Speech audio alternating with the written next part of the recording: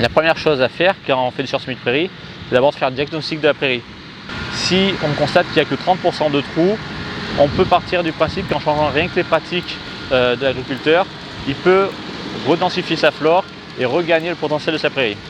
Si on a 50% de trous ou d'espèces qu'on va dire indésirables, non productives, là on peut passer sur du sur-semis de prairie.